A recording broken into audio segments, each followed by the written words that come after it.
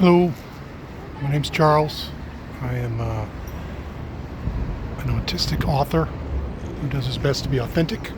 So I'm gonna use the front entrance, the main entrance of the Boston Public Library, to talk a little bit about authenticity in a series of what are hopefully short videos, mostly extemporaneous. So I apologize for any rambling and also any background noise. So I'm looking at, as I mentioned, the front entrance of the Boston Public Library. There is, on either side of the three main doors, there is a statue of a woman. They do not match, although they could be the same woman if you look at her dress and appearance.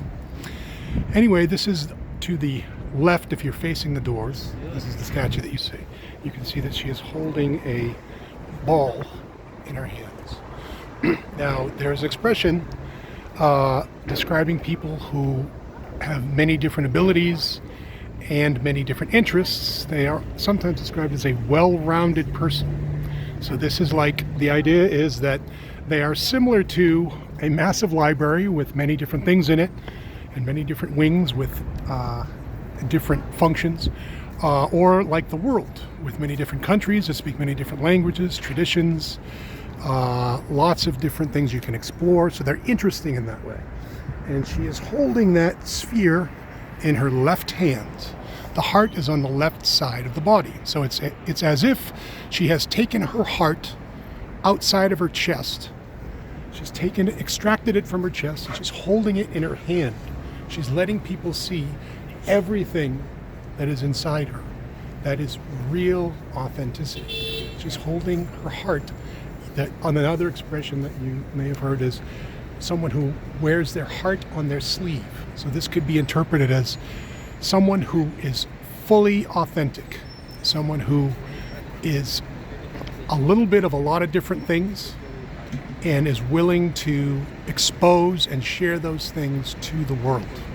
And of course, that requires a great degree of confidence, faith, trust, acceptance, those kinds of things. And anything that would obstruct or impair any of those attitudes or emotions would prevent this type of behavior of truly wearing your heart on your sleeve, truly showing everybody everything that you are, regardless of whether or not you think they will find it acceptable or any other fears you might have about that. So I'm going to go over to the other side now. Quite a distance away is another statue. And that statue is of a woman who is an artist. And she is looking over in the direction of the statue I just left. And basically, you can imagine, again, there's a big distance between the authentic self and this one. This is someone who is creating a persona for herself. She's looking over at herself, at her well-rounded, natural state, like the earth, and she's drawing a picture that is not reflective of reality. You can imagine if she drew that globe, if she was looking over in the direction of that globe and she drew it onto a canvas, that canvas would be flat.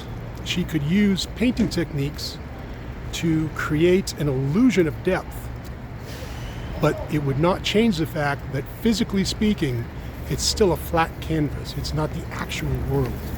And if you look at the palette she's got here, it's flat. She's taken the world and she's flattened it. And so it's like that globe has just been compressed into a sphere, a smear. Instead of a sphere, it's a smear. And people used to think that the world was flat like this. And some people would worry about, well, what if I get to the edge and fall off? So this creates anxiety.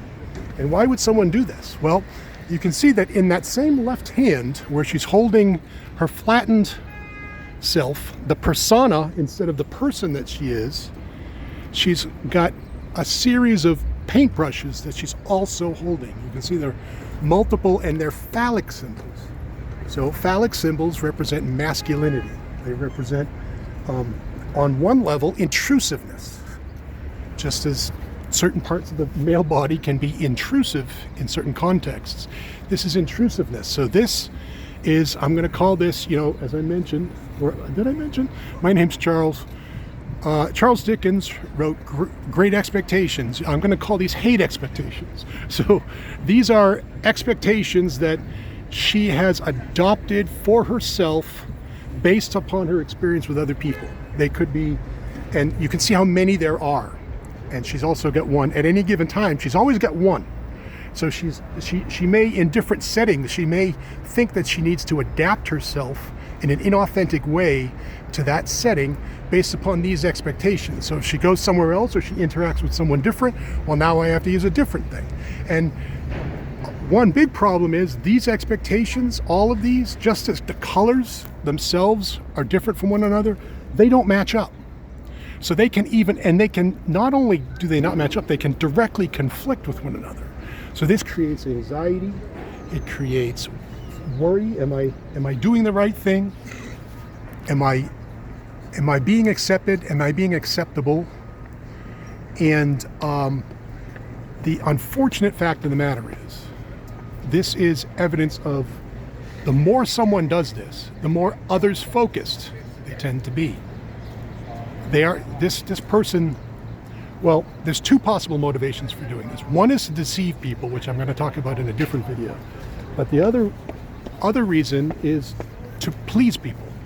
And so she is an others-focused person, and she wants others to be happy. And so she will pick the paintbrush that she thinks others want to see in any given context based upon where she is and what's going on and who she's interacting with. But it's a constant bait and switch kind of game, very, very stressful, very, very anxiety causing. And there are mosquitoes, fleas in apparently human form among us that exploit. They see this as a weakness and not a strength. This adaptability, this flexibility, this others focusedness, and they exploit it. They use it to weaken and confuse and dishearten and discourage and distress and manipulate and create anxiety and fear and extreme emotional distress in a manner that is best described as torture. And I'm going to be talking about that in another video. But essentially, while this type of thing can happen just due to circumstances, like someone who as a child had someone else in this household who demanded a lot of attention, maybe because of an illness, that would be one reason someone could end up with this kind of others-focused perspective. Or someone who was neglected would be another reason. But then this other new phenomenon, relatively new phenomena, actually the extreme to which it's been brought is new, is this really deliberate, calculated, scheming, conniving manner to use strategies and tactics and techniques to take this others focusedness and turn it on people so that they can be exploited, put at various positions of disadvantage, abused, things like that. I'm gonna stop this video now, and we'll get into that other stuff later.